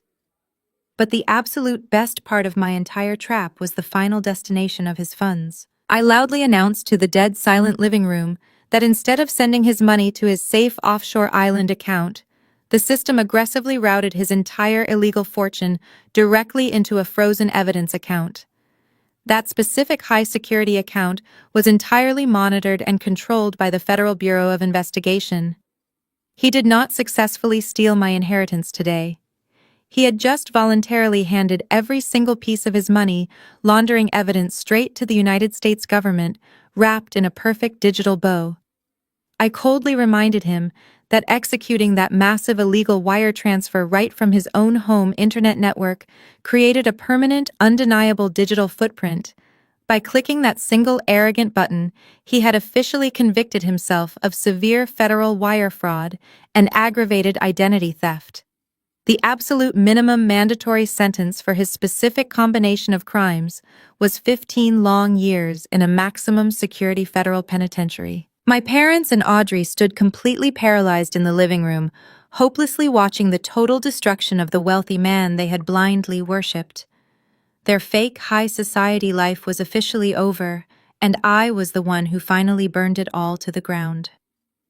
Jamal tried to stand up from the expensive white sofa to defend himself, but his knees instantly buckled beneath his heavy weight. He crashed down hard onto the polished hardwood floor right next to the glass coffee table. The loud thud of his body hitting the ground echoed through the massive living room, but nobody moved a single muscle to help him. The confident posture and arrogant smirk he had worn just 10 minutes ago were entirely gone. He was trembling so violently that his custom-tailored suit jacket was visibly shaking against his body. He gasped for air as if the oxygen had been suddenly sucked completely out of the room. He was experiencing a full-blown panic attack as the terrifying reality of a 15-year federal prison sentence finally crushed his massive, fragile ego. I looked down at his pathetic state and decided to twist the knife just a little bit deeper into his shattered reality. I took a slow step forward and reminded him of the most basic rule of digital security that even a teenage amateur hacker should know. I told him that the absolute worst part of his brilliant master plan was not just the fact that he voluntarily sent his own dirty money to the Federal Bureau of Investigation. The true nail in his legal coffin was the exact physical location he had so arrogantly chosen to execute the illegal wire transfer. I pointed a finger toward the ceiling and calmly stated that he had connected my decoy flash drive directly to his personal laptop while logged into this exact residential internet network. I explained that by clicking that final transfer button, he had permanently tied his massive financial crime to his own unique device hardware and my parents' exact home internet protocol address. The Federal Cybercrime Division did not even have to work hard to track his complicated international movements. He had practically gift-wrapped his precise physical coordinates and his personal device identification codes alongside a legally binding digital confession. There was absolutely no way his expensive lawyers could ever claim his computer was hacked remotely or that some mysterious anonymous partner had stolen his identity. The forensic system logs showed his exact digital fingerprints matching perfectly with his physical presence in this very house at the exact minute the massive illegal transaction was officially authorized. Jamal pressed his shaking hands against his pale face and let out a pathetic, whimpering sound that was entirely devoid of any human dignity. The brilliant investment director who had just proudly promised to buy my parents a luxury yacht was now reduced to a sobbing mess on their living room floor.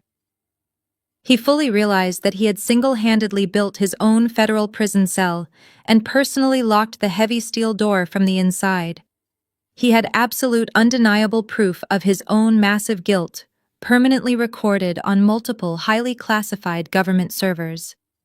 He was entirely trapped in an inescapable legal nightmare with absolutely zero chance of a plea deal and zero chance of ever seeing his stolen millions again. The heavy silence in the massive living room was suddenly shattered by a sharp, hysterical scream. It did not come from my mother or my father. It came from Audrey. She had been standing frozen near the edge of the expensive Persian rug, watching her wealthy husband completely break down on the hardwood floor. The sheer terror of a federal investigation and a 15-year prison sentence had finally breached her thick layer of arrogance. Her fierce loyalty to the man she had proudly flaunted for years vanished in an absolute instant.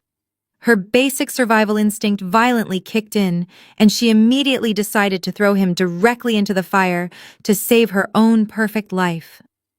Audrey practically sprinted away from Jamal, treating him like he was suddenly infected with a highly contagious, deadly disease. She backed herself against the living room wall and pointed a shaking, manicured finger at his collapsed body. She began screaming at the top of her lungs, completely abandoning her elegant high society persona. She viciously demanded to know how he could possibly do something so incredibly stupid and reckless to her. She did not care that he was having a massive panic attack or that his life was entirely over. She only cared about how his federal crimes were going to completely destroy her flawless corporate reputation and her upcoming promotion to senior vice president. She looked frantically around the room, making intense eye contact with the remaining wealthy party guests and my terrified parents. She started aggressively rewriting history right then and there. Audrey loudly declared to everyone listening that she had absolutely no idea what Jamal was doing behind closed doors. She desperately claimed that she was completely blind to his illegal offshore accounts, his massive hidden debts, and his complex money laundering schemes. She practically choked on her own tears as she played the role of the tragic innocent victim who had been cruelly manipulated by a master criminal. She swore on her life that she thought his investment firm was entirely legitimate and successful. Then she turned her wild, desperate eyes directly toward me. The same sister who had just violently thrown a $10,000 bribe in my face and tried to force me into signing a fake drunk driving confession was now begging for my mercy. She aggressively pointed at Jamal and screamed that stealing the encrypted flash drive from my wrecked car was entirely his idea. She claimed he had emotionally abused her into doing it and that she was only trying to be a supportive wife. She frantically pleaded with me to tell the federal agents that she was completely innocent and entirely uninvolved in his wire fraud. I stood perfectly still and watched the absolute destruction of their perfect marriage. Just minutes ago, they were an unstoppable power couple, ready to let me take the fall for a violent car crash they caused. Now they were viciously tearing each other apart, like wild animals trapped in a small cage. Audrey was fully prepared to let her husband rot in a maximum security federal prison if it meant she could walk away clean. She honestly thought her pathetic tears and fake victim routine would somehow erase her own massive crimes, but she was about to learn that my federal prosecution team had a very different plan for her. I watched Audrey desperately play the innocent victim, crying fake tears and pointing her manicured finger at her collapsed husband. She honestly believed that her pathetic performance would convince me to let her walk away completely untouched. She thought I was the same weak little sister who always took the blame for her massive mistakes. I did not yell at her or call her a liar. I simply turned my attention back to the sleek silver tablet resting in my hand. With one slow, deliberate swipe of my index finger, I completely bypassed the forensic accounting dashboard on the giant television screen. The complex lines of federal financial codes instantly vanished and were replaced by a pitch-black video player. I tapped the play button right in the center of my tablet. A loud high-definition audio recording suddenly blasted through the expensive living room speakers. It was the distinct sound of a heavy car engine roaring down a freezing highway, mixed with loud, slurred shouting. Everyone in the room turned their heads toward the giant 80-inch display as the crisp, wide-angle footage from my hidden dual-lens dashcam flooded the screen. My customized vehicle security system was programmed to automatically upload every single second of interior footage directly to my secure cloud server in absolute real time.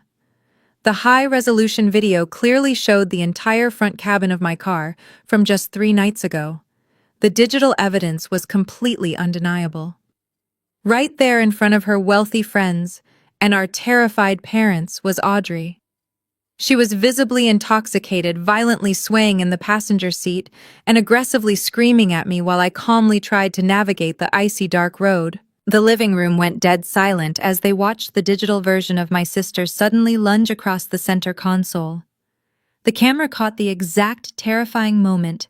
Her hands viciously grabbed the steering wheel and violently jerked it to the right. The loud screech of tires and the brutal sound of crunching metal echoed through the house as the video showed our car violently crashing into the heavy concrete barrier. But the damning footage did not stop at the devastating crash. The wide-angle lens perfectly captured what happened immediately after the heavy airbags deployed.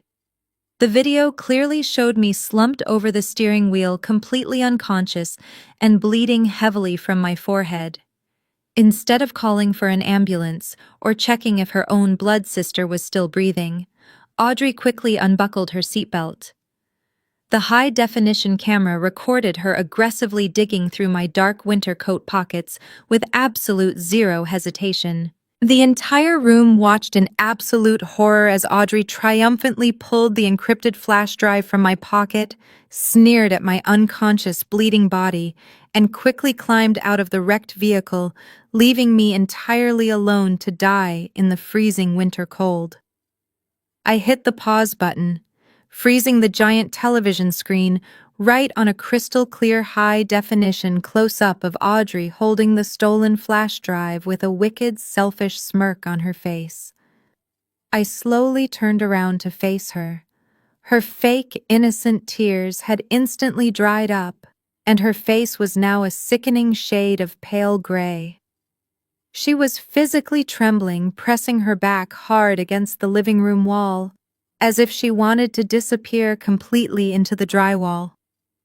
I kept my voice perfectly even and loudly informed her that my federal prosecution team had already submitted this exact cloud footage to the State Highway Patrol. I calmly told my supposed innocent sister that aggravated vehicular assault, reckless endangerment, and leaving the scene of a nearly fatal accident carried a very mandatory and very lengthy state prison sentence.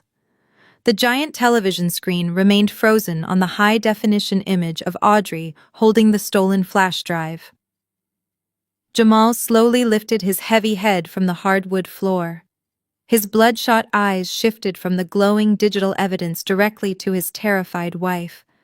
The paralyzing fear that had just crushed his ego suddenly morphed into a violent, boiling rage. He finally understood that he was not the one who originally brought the federal trap into their secure home. Audrey was the one who physically delivered the digital poison right to his personal laptop. Jamal pushed himself up from the floor, his expensive suit completely wrinkled, and his face twisted into an ugly mask of pure hatred. He took heavy stomping steps toward Audrey, who was still pressing her back against the living room wall in absolute shock. Before she could even open her mouth to defend herself, Jamal raised his large hand and slapped her violently across the face. The sharp cracking sound of his palm hitting her cheek echoed like a gunshot through the dead silent room. Audrey was thrown entirely off balance by the brutal force of the strike and crashed hard into a heavy wooden bookshelf, knocking expensive crystal vases onto the floor, where they shattered into a million sharp pieces. Jamal stood over her, screaming at the top of his lungs. He viciously blamed her for his entire federal downfall. He yelled that if she had just left me in the wrecked car without stealing my property, he would never have plugged that malicious drive into his secure network. He cursed her massive stupidity and called her a reckless, arrogant liability who just destroyed his entire perfect life. He completely forgot that he was the one who actually executed the illegal wire transfer because he desperately needed a convenient scapegoat, and his own wife was the perfect target. Audrey held her bright red cheek and stared up at her husband in absolute stunned silence. For a brief second, she looked like a helpless victim, but that pathetic illusion vanished instantly. Her initial shock quickly transformed into a wild feral fury. She let out a loud, piercing shriek that sounded more like an injured wild animal than a sophisticated corporate executive. She pushed herself up from the shattered glass, ignoring the sharp crystal pieces cutting into her expensive designer dress. Audrey lunged directly at Jamal with her hands raised like heavy claws.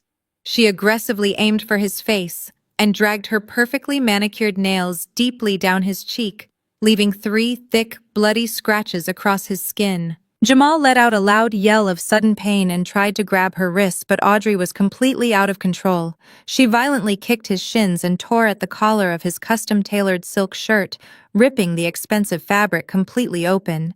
She screamed right back into his bleeding face, telling him that he was nothing but a pathetic broke loser who could not even afford his own luxury lifestyle without stealing from his wife's family. She viciously reminded him that he was the supposed global financial genius who completely failed to recognize a basic federal tracking program. She yelled that he was a massive fraud who eagerly used her stolen flash drive because he was entirely desperate and completely bankrupt long before the car crash ever happened. They aggressively wrestled each other, tumbling over the expensive white sofa and violently knocking over the glass coffee table. The polished living room turned into a chaotic physical fighting ring. They were viciously tearing each other apart physically and verbally, exposing every single dirty secret and toxic lie their fake marriage was built upon. While the 2 perfect golden children brutally attacked each other, my parents completely shattered into a million unfixable pieces. My mother Helen slowly slid down the living room wall until she was sitting flat on the cold hardwood floor. Her expensive party makeup was completely ruined by heavy streams of black mascara and dark, miserable tears.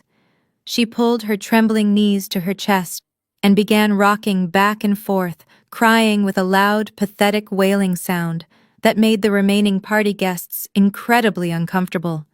She kept weakly calling out their names, begging them to stop fighting, but her fragile voice was entirely drowned out by their violent screams and the loud sounds of breaking luxury furniture. My father Richard did not even try to intervene or pull his violent son-in-law off his precious daughter. He simply collapsed onto his knees right next to the shattered glass of the coffee table. He buried his pale face in his trembling hands and sobbed uncontrollably like a helpless, frightened child. He realized with absolute crushing certainty that his entire perfect world was permanently gone. His massive colonial estate was being heavily foreclosed and seized by the local bank tomorrow morning. His brilliant son-in-law was a broke federal criminal facing 15 years in a maximum security prison.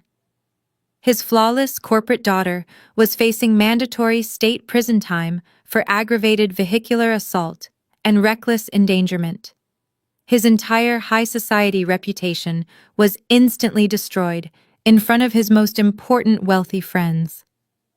The country club guests, who had been happily drinking his expensive champagne just 30 minutes ago, were now quietly backing out of the front door. Some of them were even holding up their expensive smartphones, secretly recording the absolute humiliating downfall of the arrogant family they used to blindly envy.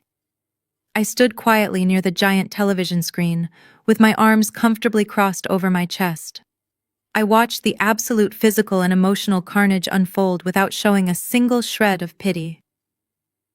My federal identification badge and my forensic credentials were still resting perfectly on the only piece of furniture that had not been flipped over during their violent brawl. The massive living room looked like the devastating aftermath of a brutal natural disaster. Expensive modern artwork was knocked off the walls, heavy designer lamps were completely smashed, and the perfectly arranged furniture was violently tossed aside. Jamal and Audrey were still rolling on the floor, aggressively scratching and punching each other while screaming the most vile, unforgivable insults they could possibly imagine. Helen and Richard were sitting in the middle of the absolute wreckage, sobbing loudly into the ruined fabric of their expensive party clothes. This was the exact family that had spent my entire life treating me like an invisible, worthless burden. They had happily celebrated my pain and viciously mocked my professional career to make themselves feel intellectually superior. They had brutally demanded that I accept a felony conviction just to protect their fake high society aesthetic. Now they were drowning in a massive ocean of their own toxic consequences, and there was absolutely nobody left to save them.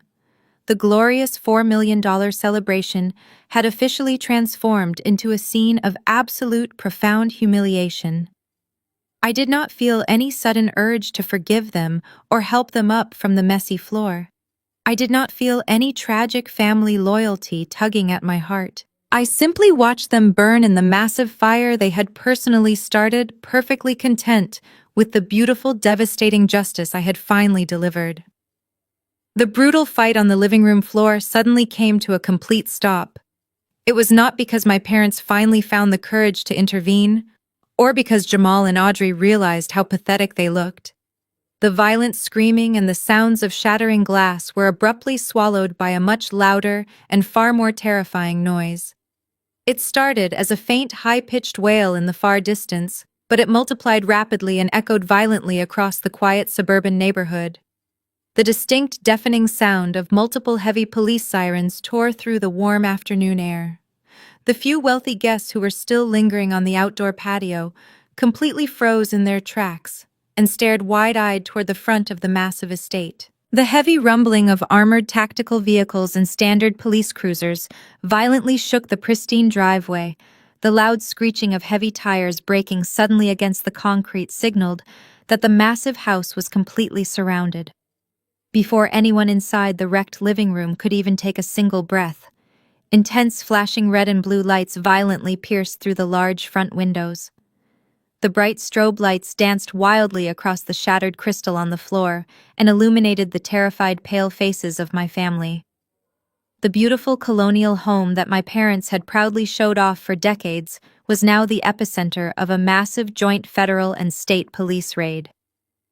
Jamal slowly released his tight grip on Audrey's torn dress and stumbled backward away from her. His bleeding face was a mask of absolute pure horror as the blinding police lights washed over his expensive, ruined suit. Audrey scrambled backward across the hardwood floor, ignoring the sharp glass cutting into her hands until her back hit the solid wooden door of the front hallway. She pulled her knees to her chest and began shaking uncontrollably, realizing that the highway patrol had arrived to arrest her for the brutal car crash. Helen and Richard remained sitting in the middle of the ruined living room, completely paralyzed by the deafening sirens and the flashing lights. Their mouths hung open in absolute shock as heavy, synchronized footsteps stomped loudly onto their front porch. I calmly reached down and picked up my gold federal badge and my forensic credentials from the only surviving piece of furniture. I placed them carefully back into my dark winter coat pocket. I looked down at the four people who had made my entire existence an absolute living hell. They were completely cornered and entirely stripped of their fake wealth and massive egos. A loud, booming voice suddenly echoed through a police megaphone outside the front door, demanding that all occupants step away from the windows and surrender immediately. I did not feel a single ounce of fear or regret. I adjusted my heavy coat, looked directly at Jamal and Audrey, and calmly told them that their time was officially up. I turned my back on my completely ruined family and walked slowly toward the front door, ready to let the federal agents finish exactly what I had started. I did not even have to turn the brass handle of the front door. Before my hand could reach the lock, a massive metal battering ram smashed violently through the thick reinforced wood. The expensive custom door splintered into 1,000 jagged pieces, flying across the marble entryway. A highly coordinated tactical team from the Federal Bureau of Investigation poured into the house like a dark, unstoppable wave. They were dressed in heavy black body armor, carrying matte black tactical rifles, and moving with terrifying military precision. Right behind them were several uniformed officers from the State Highway Patrol, their hands resting firmly on their holstered weapons. The sheer physical force of their entry completely shattered whatever tiny, fragile illusion of safety my family still possessed. The tactical agents fanned out across the massive living room, shouting clear, aggressive commands that echoed off the high, vaulted ceilings. They ordered everyone to get down on the hardwood floor and keep their hands where they could be seen. The few remaining country club friends, who had not already fled to their cars, dropped immediately to the patio stones outside, pressing their wealthy faces against the cold dirt. My mother Helen and my father Richard did not need to be told twice. They were already huddled together in the ruins of their shattered glass coffee table, trembling violently and covering their heads as if a bomb had just detonated inside their perfect suburban castle. I calmly stepped to the side of the entryway, keeping my hands completely visible and casually flashing my gold federal identification badge to the lead tactical agent as he rushed past me. He gave me a single sharp nod of professional recognition and immediately turned his aggressive focus toward the two massive criminals cowering in the center of the room. Jamal was still kneeling on the floor near the ruined white sofa, bleeding from the deep scratches his wife had just carved into his face. When the heavily armed federal agents surrounded him, his survival instinct completely short-circuited.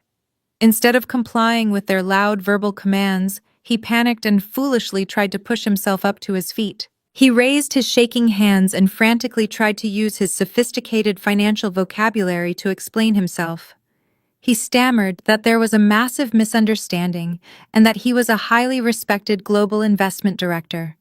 The tactical agents did not care about his custom-tailored silk shirt or his supposed high society status. Two massive agents instantly grabbed him by the shoulders and violently forced him face down onto the expensive Persian rug. Jamal let out a loud, breathless grunt as the heavy weight of the federal agents pinned him completely to the floor. One agent forcefully yanked his arms behind his back, crossing his wrists with a brutal efficiency. The sharp metallic click of heavy steel handcuffs locking securely into place sounded like music to my ears. A senior federal investigator wearing a dark windbreaker stepped forward and looked down at Jamal with absolute disgust. In a loud, booming voice, the investigator formally identified himself and officially placed Jamal under federal arrest. He did not rush through the legal protocol. He methodically read Jamal his Miranda rights, ensuring every single word echoed clearly through the ruined living room. He explicitly stated that Jamal had the right to remain silent, and that anything he said could and would be used against him in a federal court of law. He listed the exact devastating charges, including multiple counts of international wire fraud, aggravated identity theft, and complex money laundering. Jamal pressed his bleeding face into the rug, sobbing uncontrollably as the cold steel cut into his wrists. His massive $4 million ego had been permanently crushed under the boots of the United States government. While Jamal was being brutally secured on the floor, the uniformed officers from the State Highway Patrol aggressively moved toward Audrey. She was still backed completely into the corner of the room, shivering violently in her torn designer dress. When she saw the state troopers approaching her, with heavy steel handcuffs dangling from their belts, her fake innocent victim persona completely shattered. She frantically held up her perfectly manicured hands and began aggressively backing away from them. She screamed that they were making a terrible mistake and proudly announced that she was an elite corporate executive who had absolutely nothing to do with her husband's illegal offshore banking schemes. She pointed a trembling finger at Jamal and desperately tried to tell the officers to take him away and leave her alone. The lead highway patrol officer did not even blink at her pathetic high society demands. He grabbed her aggressively by the upper arm and spun her forcefully around, pinning her chest against the polished wooden wall. Audrey shrieked in absolute terror as the officer aggressively twisted her arms behind her back. He loudly informed her that she was not being arrested for federal wire fraud. He clearly stated that she was being taken into state custody for severe aggravated vehicular assault, reckless endangerment, and fleeing the scene of a nearly fatal highway accident. He completely ignored her loud, hysterical sobbing as he tightly secured the heavy steel handcuffs around her wrists. He leaned in close and firmly told her that they already had the high-definition cloud footage of her violently grabbing the steering wheel and actively stealing from an unconscious victim. Audrey kicked her expensive designer shoes against the baseboards, fighting like a spoiled toddler throwing a massive temper tantrum. She yelled that she was rich and that she would personally sue the entire police department for ruining her flawless reputation. Her threats were completely empty and entirely pathetic. The state troopers simply tightened their physical grip on her arms and forcefully pulled her away from the wall. The coordinated police units began physically dragging my completely ruined sister and brother-in-law out of the shattered living room. Jamal could barely walk on his own. His legs were completely numb from raw panic, and the federal agents practically had to carry his dead weight across the hardwood floor. He kept his head down, refusing to make eye contact with my weeping parents or the shocked party guests watching from the front lawn. He was taking the absolute ultimate walk of shame, permanently leaving behind the luxurious suburban life he had violently stolen from my family. Audrey, however, refused to go quietly into the night. She fought the state troopers with every single ounce of strength she had left, twisting and thrashing her body violently. As they dragged her forcefully through the splintered front doorway, her wild, desperate eyes suddenly locked directly onto mine. I was standing calmly near the entryway, perfectly untouched by the massive chaos surrounding me. Audrey stopped screaming at the police officers and started screaming my name. Her voice was completely raw and dripping with absolute terrifying desperation. She violently pulled against the steel handcuffs and begged me to use my federal authority to stop them. She cried out that we were blood sisters and that I could not possibly let her rot in a dirty state prison cell. She pleaded with me to tell the officers that the car crash was just a horrible accident and that she was truly sorry for leaving me to bleed in the freezing cold. She aggressively promised to give me back every single penny of my inheritance and buy me a brand new car if I would just make a single phone call to save her. I did not move a single inch. I did not offer her a warm, comforting smile or a forgiving nod. I simply stared at her with perfectly cold, dead eyes as the state troopers aggressively shoved her out the front door and down the concrete steps.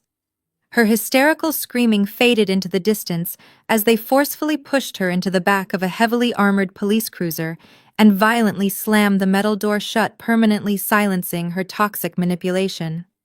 I stood in the massive entryway and watched the red and blue police lights reflect off the shattered glass on the living room floor. The lead federal investigator who had read Jamal his rights slowly walked over and stood right beside me. He was a tall, imposing man with decades of criminal investigation experience. He looked around the completely ruined living room and then looked directly at me. He gave me a firm professional nod and quietly congratulated me on executing an absolutely flawless undercover sting operation. He confirmed that their cyber division had successfully frozen the entire $4 million transfer and permanently secured all of the money laundering evidence Jamal had so willingly provided. I thanked him for his excellent tactical coordination and shook his hand firmly. As the federal agents began clearing out of the house to properly secure the massive crime scene, I slowly turned around to look at my parents one final time. Helen and Richard were still sitting exactly where they had collapsed completely, surrounded by the broken pieces of their fake high society life. They did not even try to look up at me. They were entirely broken, stripped of their favorite golden children, and facing complete financial ruin. Tomorrow morning, the bank would arrive to formally evict them and permanently padlock the front doors. They would have absolutely nowhere to go, and nobody left to blindly worship. They had spent my entire life treating me like an embarrassing failure and choosing to protect the toxic criminals who ultimately destroyed them. I did not say a single word of goodbye. I did not offer them any money or a place to stay. I simply turned my back on the massive colonial estate, zipped up my dark winter coat, and walked out the shattered front door into the cool evening air. I had successfully reclaimed my inheritance, exposed their massive lies, and delivered absolute flawless justice. The game was officially over, and I had won. I did not even have to turn the brass handle of the front door. Before my hand could reach the lock, a massive metal battering ram smashed violently through the thick reinforced wood. The expensive custom door splintered into 1,000 jagged pieces, flying across the marble entryway. A highly coordinated tactical team from the Federal Bureau of Investigation poured into the house like a dark, unstoppable wave. They were dressed in heavy black body armor, carrying matte black tactical rifles, and moving with terrifying military precision. Right behind them were several uniformed officers from the State Highway Patrol, their hands resting firmly on their holstered weapons. The sheer physical force of their entry completely shattered whatever tiny, fragile illusion of safety my family still possessed. The tactical agents fanned out across the massive living room, shouting clear, aggressive commands that echoed off the high vaulted ceilings. They ordered everyone to get down on the hardwood floor and keep their hands where they could be seen. The few remaining country club friends who had not already fled to their cars dropped immediately to the patio stones outside, pressing their wealthy faces against the cold dirt. My mother Helen and my father Richard did not need to be told twice. They were already huddled together in the ruins of their shattered glass coffee table, trembling violently and covering their heads as if a bomb had just detonated inside their perfect suburban castle. I calmly stepped to the side of the entryway, keeping my hands completely visible, and casually flashing my gold federal identification badge to the lead tactical agent as he rushed past me. He gave me a single sharp nod of professional recognition and immediately turned his aggressive focus toward the two massive criminals cowering in the center of the room. Jamal was still kneeling on the floor near the ruined white sofa, bleeding from the deep scratches his wife had just carved into his face. When the heavily armed federal agent surrounded him, his survival instinct completely short-circuited. Instead of complying with their loud verbal commands, he panicked and foolishly tried to push himself up to his feet. He raised his shaking hands and frantically tried to use his sophisticated financial vocabulary to explain himself. He stammered that there was a massive misunderstanding and that he was a highly respected global investment director. The tactical agents did not care about his custom-tailored silk shirt or his supposed high society status. Two massive agents instantly grabbed him by the shoulders and violently forced him face down onto the expensive Persian rug. Jamal let out a loud, breathless grunt as the heavy weight of the federal agents pinned him completely to the floor. One agent forcefully yanked his arms behind his back, crossing his wrists with a brutal efficiency. The sharp, metallic click of heavy steel handcuffs locking securely into place sounded like music to my ears. A senior federal investigator wearing a dark windbreaker stepped forward and looked down at Jamal with absolute disgust. In a loud, booming voice, the investigator formally identified himself and officially placed Jamal under federal arrest. He did not rush through the legal protocol. He methodically read Jamal his Miranda rights, ensuring every single word echoed clearly through the ruined living room. He explicitly stated that Jamal had the right to remain silent and that anything he said could and would be used against him in a federal court of law. He listed the exact devastating charges, including multiple counts of international wire fraud, aggravated identity theft, and complex money laundering. Jamal pressed his bleeding face into the rug, sobbing uncontrollably as the cold steel cut into his wrists. His massive $4 million ego had been permanently crushed under the boots of the United States government. While Jamal was being brutally secured on the floor, the uniformed officers from the State Highway Patrol aggressively moved toward Audrey. She was still backed completely into the corner of the room, shivering violently in her torn designer dress. When she saw the state troopers approaching her with heavy steel handcuffs dangling from their belts, her fake innocent victim persona completely shattered. She frantically held up her perfectly manicured hands and began aggressively backing away from them. She screamed that they were making a terrible mistake and proudly announced that she was an elite corporate executive who had absolutely nothing to do with her husband's illegal offshore banking schemes. She pointed a trembling finger at Jamal and desperately tried to tell the officers to take him away and leave her alone. The lead highway patrol officer did not even blink at her pathetic high society demands. He grabbed her aggressively by the upper arm and spun her forcefully around, pinning her chest against the polished wooden wall. Audrey shrieked in absolute terror as the officer aggressively twisted her arms behind her back. He loudly informed her that she was not being arrested for federal wire fraud. He clearly stated that she was being taken into state custody for severe aggravated vehicular assault, reckless endangerment, and fleeing the scene of a nearly fatal highway accident. He completely ignored her loud, hysterical sobbing as he tightly secured the heavy steel handcuffs around her wrists. He leaned in close and firmly told her that they already had the high-definition cloud footage of her violently grabbing the steering wheel and actively stealing from an unconscious victim. Audrey kicked her expensive designer shoes against the baseboards, fighting like a spoiled toddler throwing a massive temper tantrum. She yelled that she was rich and that she would personally sue the entire police department for ruining her flawless reputation. Her threats were completely empty and entirely pathetic. The state troopers simply tightened their physical grip on her arms and forcefully pulled her away from the wall.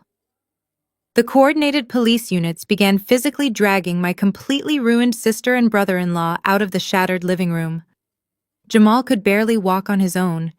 His legs were completely numb from raw panic, and the federal agents practically had to carry his dead weight across the hardwood floor. He kept his head down, refusing to make eye contact with my weeping parents or the shocked party guests watching from the front lawn. He was taking the absolute ultimate walk of shame, permanently leaving behind the luxurious suburban life he had violently stolen from my family. Audrey, however, refused to go quietly into the night. She fought the state troopers with every single ounce of strength she had left, twisting and thrashing her body violently. As they dragged her forcefully through the splintered front doorway, her wild, desperate eyes suddenly locked directly onto mine. I was standing calmly near the entryway, perfectly untouched by the massive chaos surrounding me. Audrey stopped screaming at the police officers and started screaming my name. Her voice was completely raw and dripping with absolute terrifying desperation. She violently pulled against the steel handcuffs and begged me to use my federal authority to stop them. She cried out that we were blood sisters and that I could not possibly let her rot in a dirty state prison cell. She pleaded with me to tell the officers that the car crash was just a horrible accident and that she was truly sorry for leaving me to bleed in the freezing cold. She aggressively promised to give me back every single penny of my inheritance and buy me a brand new car if I would just make a single phone call to save her. I did not move a single inch. I did not offer her a warm, comforting smile or a forgiving nod. I simply stared at her with perfectly cold, dead eyes as the state troopers aggressively shoved her out the front door and down the concrete steps. Her hysterical screaming faded into the distance as they forcefully pushed her into the back of a heavily armored police cruiser and violently slammed the metal door shut permanently, silencing her toxic manipulation. I stood in the massive entryway and watched the red and blue police lights reflect off the shattered glass on the living room floor. The lead federal investigator who had read Jamal his rights slowly walked over and stood right beside me. He was a tall, imposing man with decades of criminal investigation experience. He looked around the completely ruined living room and then looked directly at me.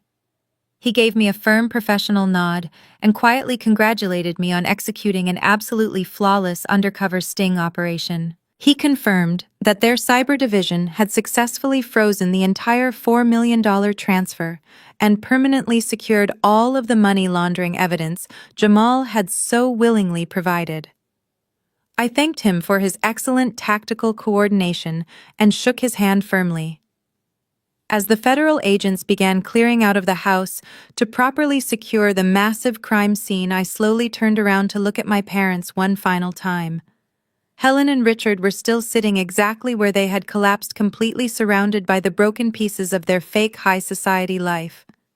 They did not even try to look up at me. They were entirely broken, stripped of their favorite golden children, and facing complete financial ruin. Tomorrow morning, the bank would arrive to formally evict them and permanently padlock the front doors. They would have absolutely nowhere to go and nobody left to blindly worship. They had spent my entire life treating me like an embarrassing failure and choosing to protect the toxic criminals who ultimately destroyed them. I did not say a single word of goodbye.